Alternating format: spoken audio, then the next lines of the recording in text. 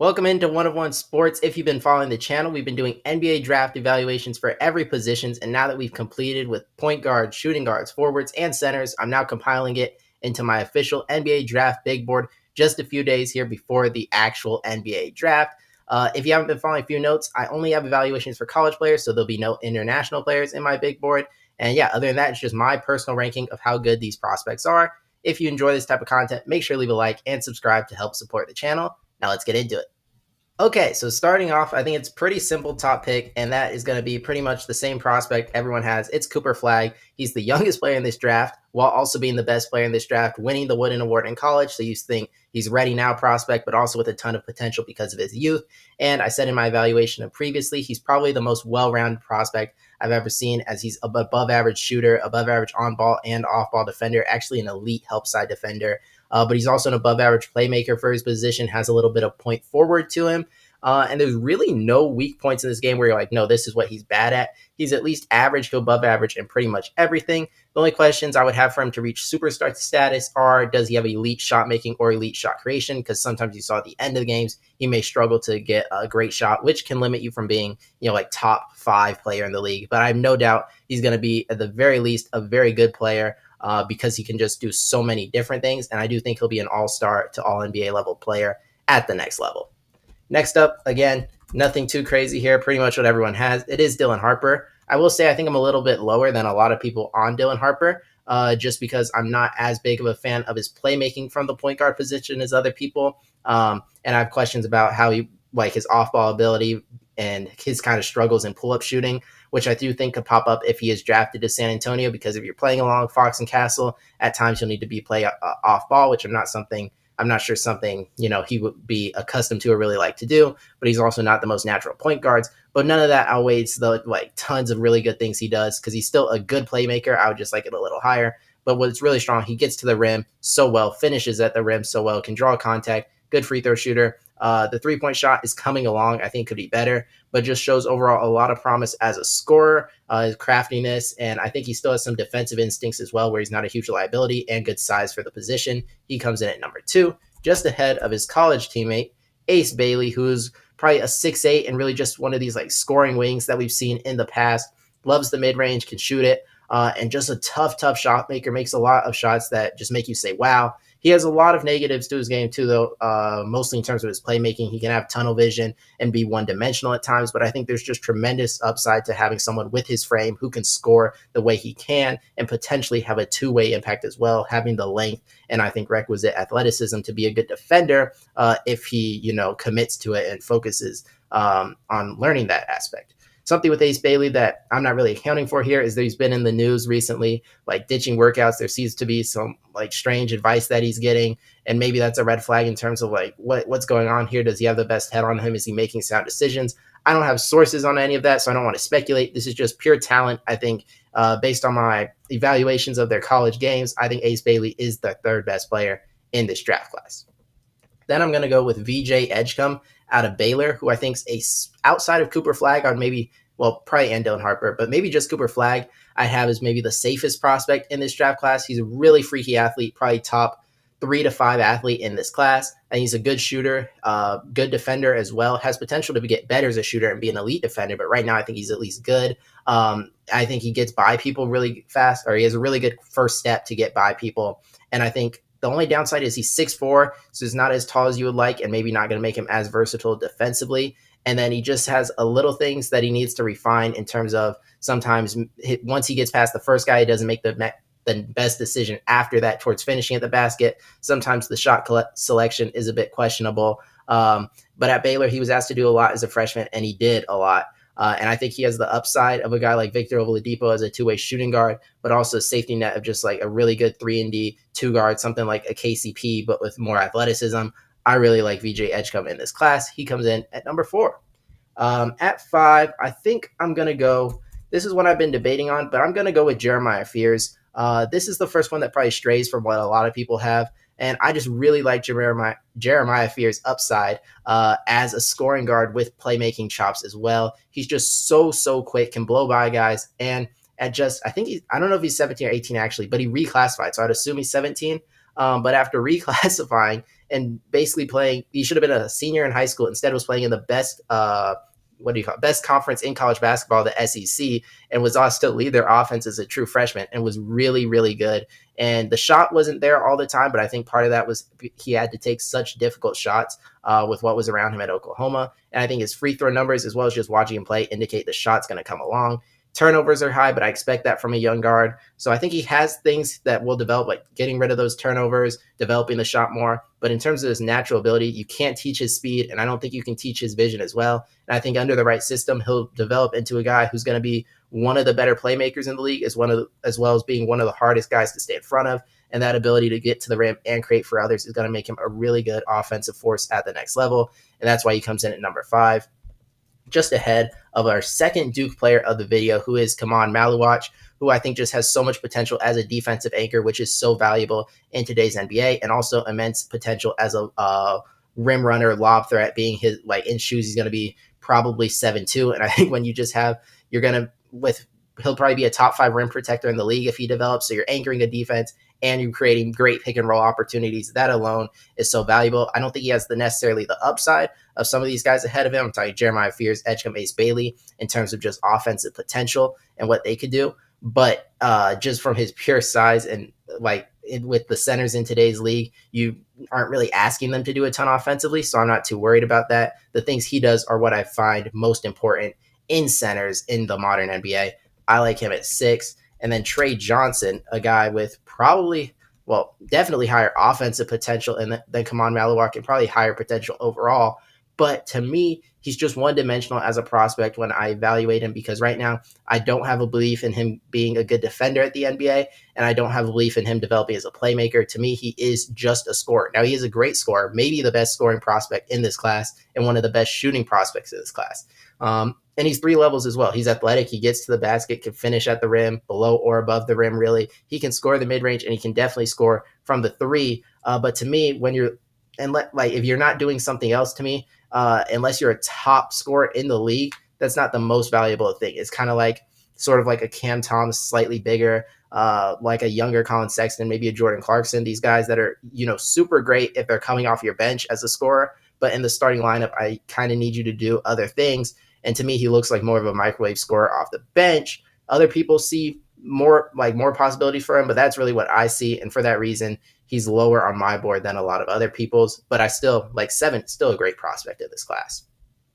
8, I'm going to go.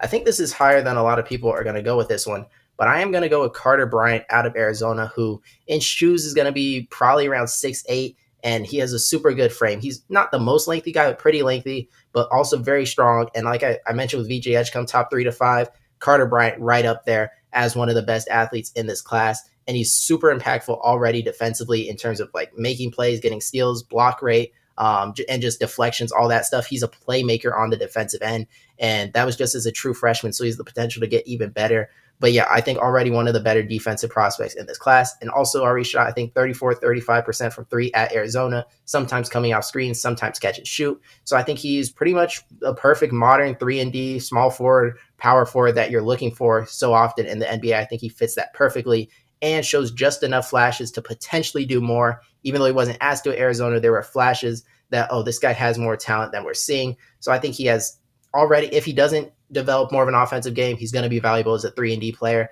But also there's a little bit there where I think he could maybe do a little bit more offensively than he's letting on. And he comes in at number 8. I think a lot of people have him probably mid-teens, but I like him as a top 10 pick. Number 9, I'm between 2 guys here, and it's between either Kasper Jakučionis or Kon Knipl. And I think I'm going to go Kon Knipl here. He's probably the first or second, a lot of people will probably say he's the best shooter in this class. There's one guy that I might put at the end of this video who I think might be better than him. You know who I'm talking about if you watch my shooting guard evaluations. But yeah, spot up shooter, off a screen shooter. He's just elite all the way around. Can create a little bit, can hit the mid-range jumper, and can play make for others. There are athleticism limits. There are probably defensive limits with Kon Knipl. But he tested a little bit better than I thought he would after his combine results came in late. But yeah, I mean, I think any team is going to value him as a shooter. It's just a matter of how much will he be able to do at the NBA defensively and as an athlete, because if you're getting blown by or if you can't get by other people, then that could create a problem and make you more of just like a specialist at the next level, something like Duncan Robinson, Corey Kispert, versus if he has, if he performs like okay defensively and can get by some people, he has playmaking ability that could, like, if he's able to be like a 4 or 5 assist guy at the next level, creating for others and create a little bit of his own shot, then, he'd be closer up in this range. I don't really see that, but I think his shooting is so good that he's still a top 10 prospect. And rounding out the top 10 is going to be Kasper Jakuchonis, who I think a lot of people probably have as the second best point guard in this class. To me, Jeremiah Fears has so much more offensive potential because he's more consistent getting by guys. Kasper Jakuchonis, to me, doesn't get by guys as much and instead settles for difficult step back threes, where he's okay as like an off ball shooter, but in terms of personal shot creation, I'm not seeing it right now. The shot looks okay to me, but not good enough for the shot selection he chooses. And sometimes his size helps him finish at the rim. Other times it's really a non-factor. And then playmaking wise, he has good vision, but is also turnover prone. So it's a lot of the issues you see with a young point guard, but with just less offensive potential to me than a guy like Jeremiah Fears, who, because of his quickness and ability to get to the basket, just has a higher offensive ceiling. I expect Kasper Jakuchonis to be a good playmaker at the next level, to be a good off-ball player, and to be able to set an offense. But in terms of like a high-level scorer, I don't see that for him, but definitely a good player. I just don't see all-star potential. And yeah, that rounds out the top 10.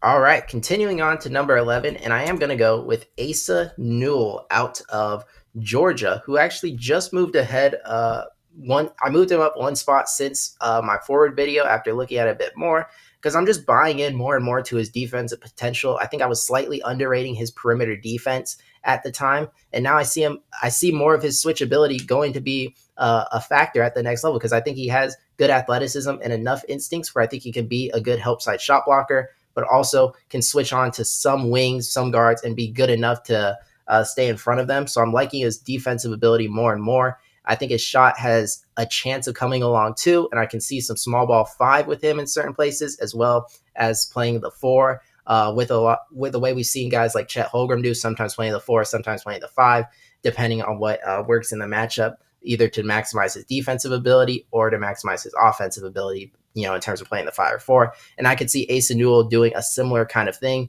And he's also just such a good rebounder, even at just like 6'9" or 6'10", such a good rebounder that I think is also going to make an impact. So yeah, I think overall he's starting to impress me a lot, and as one of the better bigs in this class. Actually, I think I now have him as the second best big in this class. Now, there are some downsides. Like, there's not much offensive creation from him, and the shot is certainly not here now. It would take a lot to develop, but I think there's enough there, better than a lot of the other bigs in this class, that I think is more trustworthy. He comes in at 11, ahead of actually Kasper Jakuchonis' teammate, Will Riley, who I think is really similar to Ace Bailey, actually, in a lot of ways, in terms of really good, difficult shot making, really good scoring potential. He can hit threes like coming off screens or creating for himself or spot up. It reminds me in a lot of ways to a slightly shorter Michael Porter Jr., but I think he has better vision than Michael Porter Jr. and a bit more ability to play make for others. I don't think he showcased it all the time at Illinois, and sometimes was struggling to do so, and sometimes I think was trying to do too much. And in that sense, I think he has a long way to develop, but I think there's so much talent there in terms of you don't get his blend of size and shot making and creation for others. And when it flashes, I just see so much talent in this guy who could be one of the better wings in the league. I do worry about him defensively. He doesn't have great length, and his athleticism at times seemed to be questionable and just didn't seem to be an impact defender at Illinois. I think he'll have to improve of that to reach his full potential at the NBA. But right now, there's enough shot creation and offensive stuff where I'm like, yeah, this guy's worthy of a lottery pick, because just if you get a guy with this much talent in the lottery, he has a chance to hit big, whereas a lot of times guys who take this spot don't really have that. So I like him as a flyer at the next level. Another guy who climbed a little bit since my last evaluation of him, this is pretty high, but Danny Wolf has been growing on me since my center video. He had already moved up to my third best center in the class when I made that. I now have him at second, just because I think he's really, his versatility is really showing when I'm evaluating him in terms of it. I think he could play the 4 or the 5 at the next level in certain lineups. He can play make, and when you watch Michigan, that high pick and roll with Vlad Golden, the actual center, when Wolf's playing the 4, was really deadly, and it's growing on me as a fit for like a San Antonio at 14 or OKC at 15. playing that alongside a Chet or Victor Wembanyama, someone who masks his deficiencies as a rim protector and his slower foot speed, but can maximize his playmaking and ability to kind of expose bigs out on the perimeter with his handle. So I think there's certainly teams which can use his skill set, which is just so unique and so fun to watch. And I think he has potential to help a lot of teams offensively, even if there are defensive downsides. He comes in at 13, just ahead of Rasheer Fleming from St. Joseph's, who I believe is a junior, but shows, I mean, the measurables are there. He's like 6'9", long arms, can shoot the three, really athletic, and he's just pretty much modern 3-and-D power forward. There's no really star potential to him, in my opinion. Wasn't really even like a star at St. Joseph. He was a role player there. The question's for him, or does he scale that? And I think he does. I think he's just going to do his role of knocking down open threes, defending really well, rebounding a little bit, cutting, just role player stuff that I think he has the build to do and has been doing in college, and I think continues to do at the NBA. So I think he's somewhat I mean, the competition level certainly upgrades, but I don't think he's like a high ceiling guy. But I also think he's a pretty high floor. He's just a good player who can help a team. The guy who actually has dropped a few spots, partly because of Danny Wolf moving up, is Derek Queen. Who did Adam? Derek Queen, whose defensive deficiencies are starting to worry me. Now, like Danny Wolf has those as well. There's some other guys, like I mentioned, Will Riley's not the best defender, Con Knipple, but Derek Queen, it's so tough for a center because you're going to be put in pick and rolls a lot. And if you can't guard the perimeter at all, which I'm not sure Derek Queen can, that's going to be a problem. And you're also not a rim protector at all. I think he's just going to really hurt defenses if he's playing the center position, as we've seen other guys do. Some like Towns does that for the Knicks. Sometimes Sabonis does that. They really limit defenses if you don't have rim protection or ability to guard on the perimeter. So Derek Queen would do that. So to make up for that, you have to be such an offensive force, like Sabonis, like Towns. And Queen has that potential, but right now the jump shot is not there. The play, like it could grow. There's why his form is okay, but the playmaking is good. I'm not sure it's great, and his interior game is strong. But NBA teams don't really like to play through the post as often now. So he seems, and he's also only like 6'9", so he's some height deficit as well. So right now he seems like he was maybe built like he's not like the perfect fit for the modern NBA. There's too many translation issues for me right now to have him as a lottery prospect. But you can't deny the production he had at Maryland, and there is still enough offensive potential where he could be like this Towns, Domantas Sabonis, Alperen Sengun offensive type of hub for a team and still be really valuable. But that's if he hits his potential, which, like I said, at Maryland, he hit that potential, was a great college player, which is why I still have him 15. But there's enough like worrisome red flag signs with him that before I would have probably had him at like I probably had him at like 10 earlier in the year, which is why I'm talking more negatively now, is because he's dropped a little bit since probably March Madness. All right, next up, continuing the mock draft into the second half. Now we have our top 15 prospects down. At 16, I'm going to go with South Carolina's Colin Murray Boyles, who's a really strong defensive prospect. I think I comped him to sort of like a slightly bigger Draymond Green, stand about 6'7", a bigger guy. You would hope can play a bit of small ball 5, but probably is more of a 4. There's a lot of offensive limitations, not much of a jump shot at all. But he still produced scoring wise at South Carolina, being able to get by people, rebound really well, get putbacks. And I say get by people, I mainly mean use his body to get to the rim. At the NBA level, I just don't think he's going to be much of a threat at all to score the ball. But he can handle the ball, create for others, set good screens, rebound, and play really good defense, where I think he does have a role, like I said, in that Draymond Green type of role. Not as good of a playmaker as him, not as good of a defender, but sort of like a Draymond Green light and can still help a team.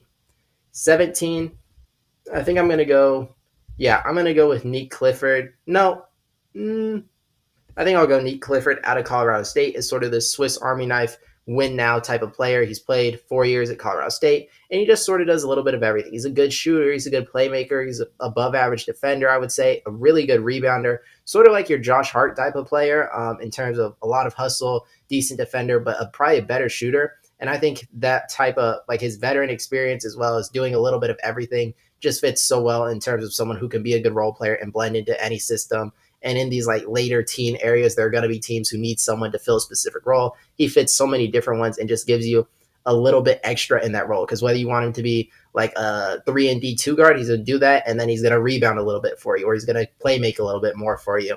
And yeah, I think he's just a really good winning player. He's going to help a team. And then at 18, think I'm going to go with Drake Powell, which this might seem high, but if you watch him at the combine, this is the guy who stood out as the best athlete in the draft class, not only because of his vertical. You look at the other stuff, he's a freakish athlete. And like I said, number one athlete in this class, if I had to say.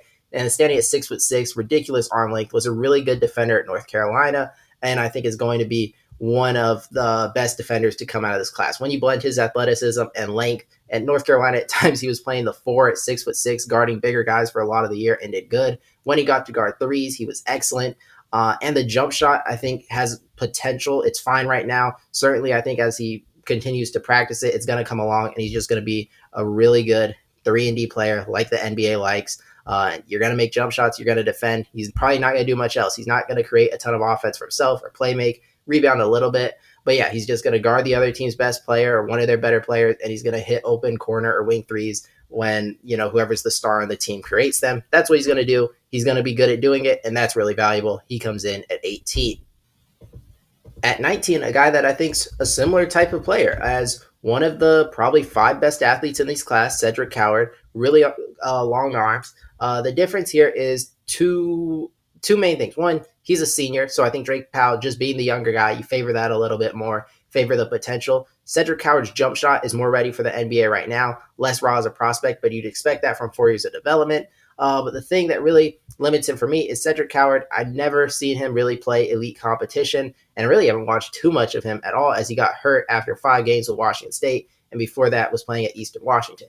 Drake Powell played at North Carolina against some of the best teams, like at Duke, played other teams out of conference, and always seemed, or not always, but generally performed well in those games and showed he can play against elite level competition. Something I haven't seen out of Cedric Coward. So when you combine, or when you're comparing these guys that both have, all the physical tools, the length, the athleticism, Cedric Coward's jump shot is better now, sure, but Drake Powell's youth and ability to prove it against higher end competition gives him the slight nod for me, 18 over 19. So obviously it's pretty close. And then rounding out the top 20, I'm going with Igor Demin out of BYU. I think a super high ceiling play here. As I think, what do we have? The 4th best point guard at this point. And I would say, for me, the best playmaking prospect in this class. Trying to get this down here. Best passer in this class, in my opinion. Also has turnover issues like Yaku Chonis, like Jeremiah Fears. But like I said, that's kind of the gig when you have a young point guard. But in terms of the vision and passes he makes, it's better than anyone else I've evaluated in this class. And standing at 6'8" something with no shoes on, going to be probably over 6'9" in shoes.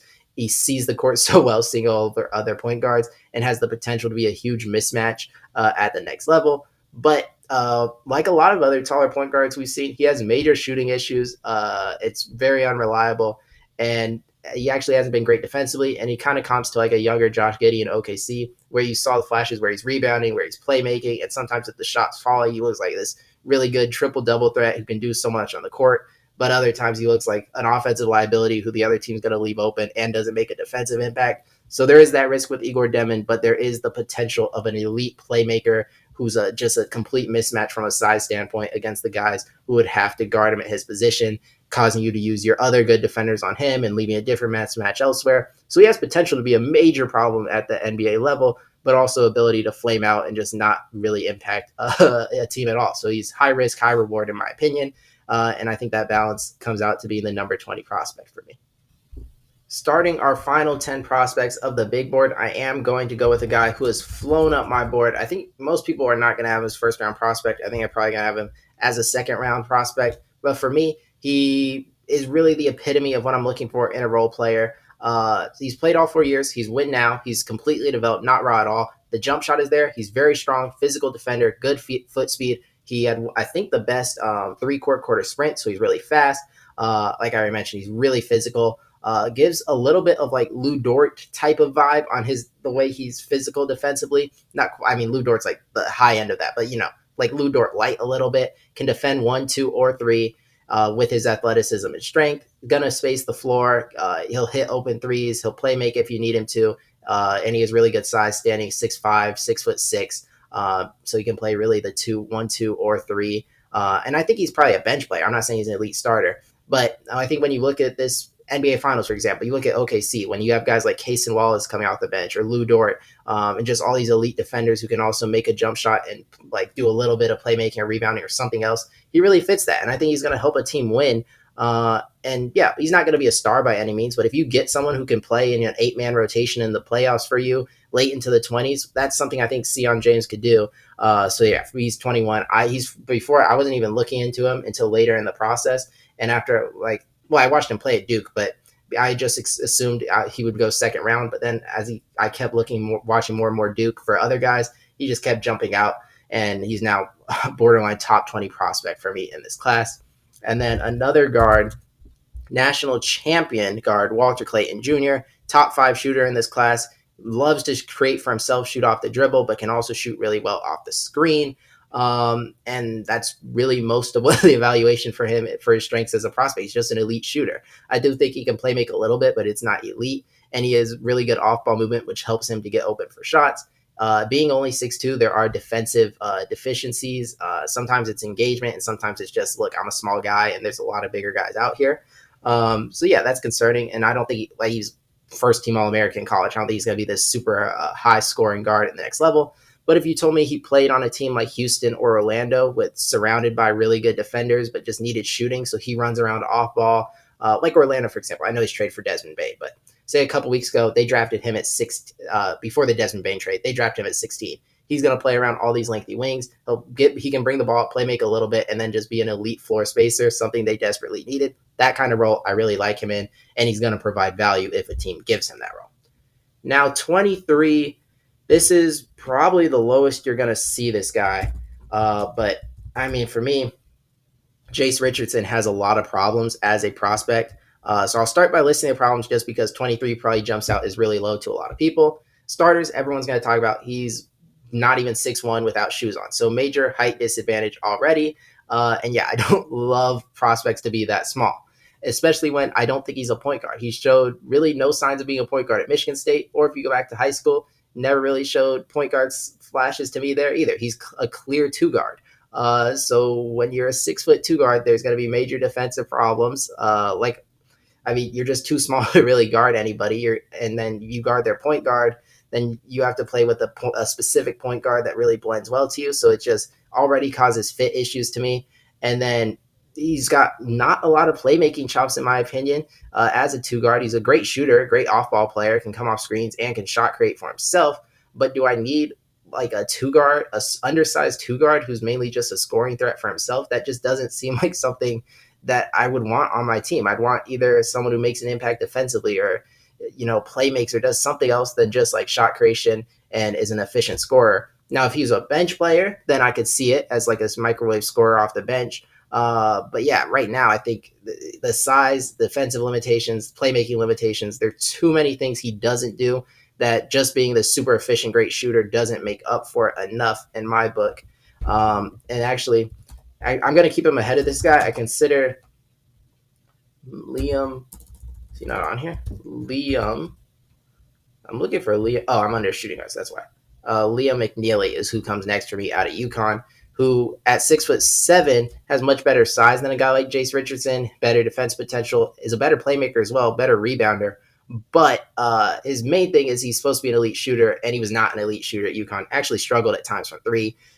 So because of that, that's why he's not hired. Because he's supposed to be like coming into this, he was supposed to be a similar player to like a Kon Knueppel, right? But Kon Knueppel showed, no, I'm like A tier, S tier level shooter at the next level. Liam McNeely did not show that. So although I like the shot and I think he can be a really good shooter, not enough proof yet to move him any higher than 24 for me.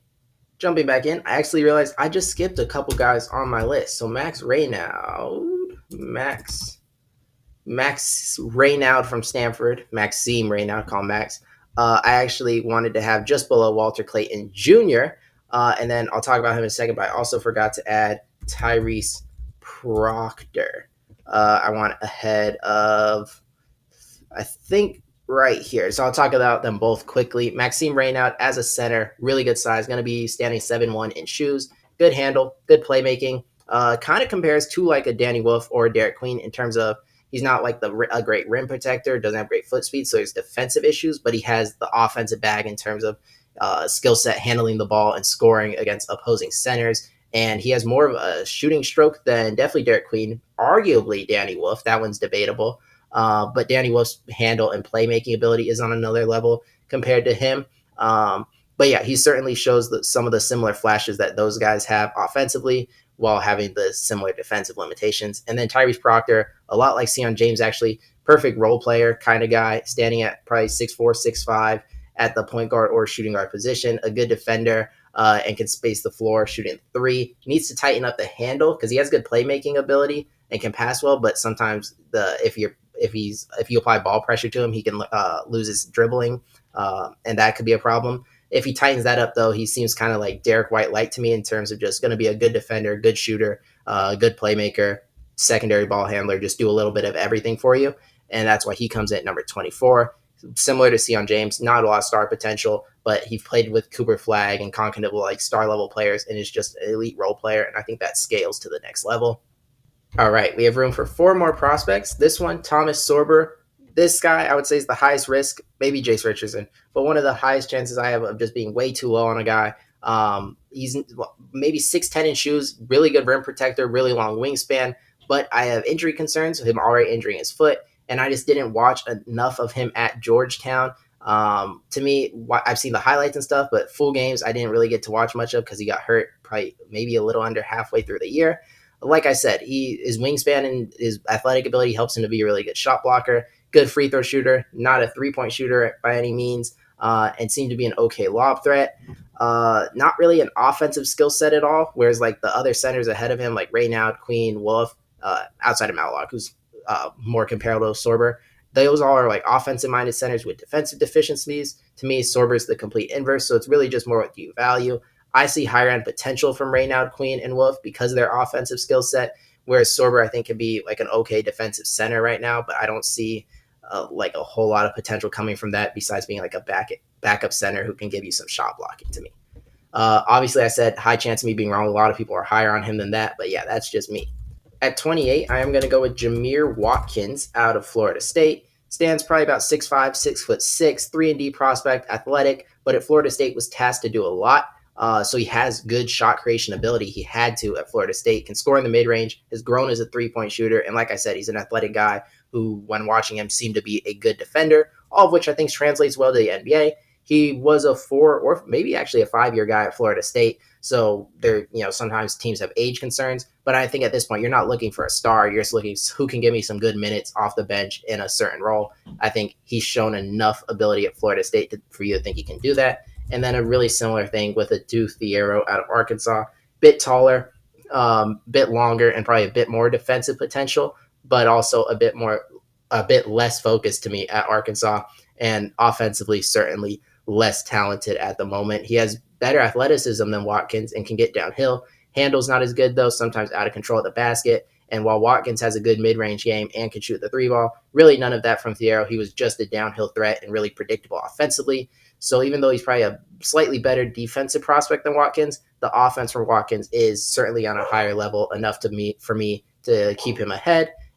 Now the last prospect came down for me to just two names, and they are, well, like I said, there's a lot of international people who would be in this if I scouted them, I'm sure, like Nolan Troy, Noah Essengay, Juan Behringer, but I don't have grades on those guys. So for college prospects, it came down to either Cam Jones from Marquette, who I think has good size for a point guard, has shooting ability, playmaking ability, really crafty finisher, but an older prospect, versus Kobe Brea from Kentucky. And I ended up going with Kobe Brea. Similar size, but to me, it's just safer as a prospect because he is, in my opinion, the best shooting prospect, even ahead of Con Knipple. And with elite off-ball movement, someone in the NBA is going to use him to come in and just hit open threes off the bench, whereas Cam Jones, a bit more reliant on having the ball, and because of that, less safe as a prospect because, if he doesn't work out in terms of his offensive creation, they're not going to have the ball in his hands, and he's just not as good of an off-ball prospect as Kobe Brea.